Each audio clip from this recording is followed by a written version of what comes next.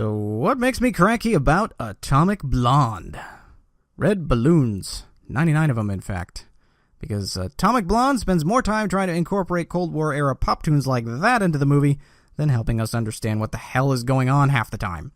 Essentially, this movie is too stylized for its own good. Sometimes having an artsy aesthetic and setting your movie to pop music can really make it feel unique and memorable.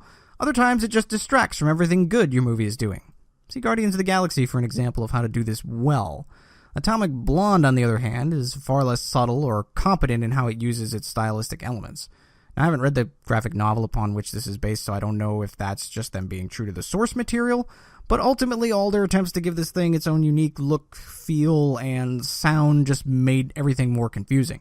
Because this is one of those spy movies where nobody knows where anyone's true allegiances lie, and that's a tough thing to navigate when you're not cutting and panning and zooming to 909 Zirschloff balloons.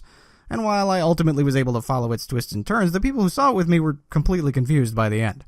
The other problem is that it takes the movie much, much longer to get going than it should.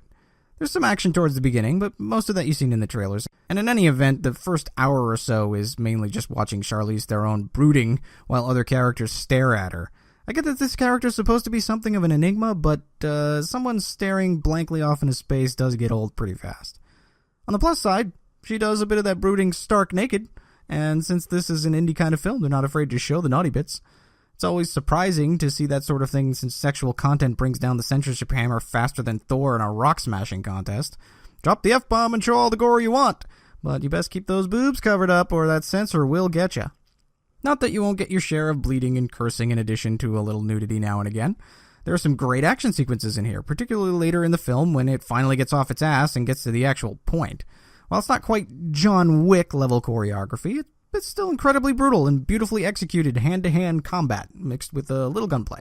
Much of it's done in long takes and wide shots, so you can always tell what's happening, and they even managed to do some creative stuff with the camera without turning everything into a confusing mess. Though, having to occasionally divert off to show us where the pop music is coming from is, again, kind of distracting.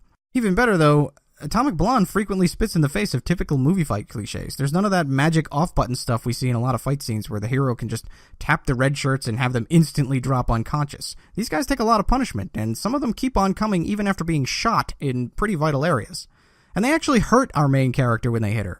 Charlize Theron's character is not one of these Mary Sues that can KO a man twice her size with a sharp jab to the face. And when they land blows on her, it's clear that it hurts her way more than when she gets a shot in on one of them. She's not just shrugging off haymakers to the temple. She goes down. She feels it. She bleeds. She takes time to get up. And the damage is cumulative. It's a welcome form of realism without being excessively gory, and it's nice to see your average henchman actually be a threat to a protagonist for once. The only drawback to that realism is that she gets so beat up by the end, you do kind of wonder how she's still getting the better of some of these guys.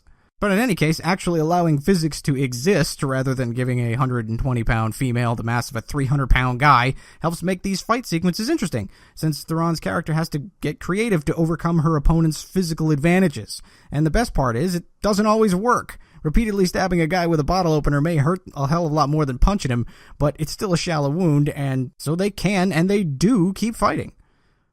It's just a pity that it takes so long to get to the really good stuff, and that John Goodman is criminally underused since he's only in it for a few minutes. Maybe if they spent a little less time trying to be artistic and a little more time telling a story, all of these elements would have come together to make for a really great action flick. But as it stands, though, it's just kind of okay. Theron is a solid action star. McAvoy plays crazy well enough, and you do get some cool fights. But you'll be lucky to know what any of these characters' actual objectives are, and you have to wade through some self-indulgent artsy stuff to get there. It's not a bad start for a first-time director, since this is David, I'm totally going to mispronounce your name, Leitch's first flick, but it's not something that you really have to rush out and see either. If you've got nothing better to do and want to catch a matinee, that's probably not a bad choice. That's what I thought about Atomic Blonde anyway.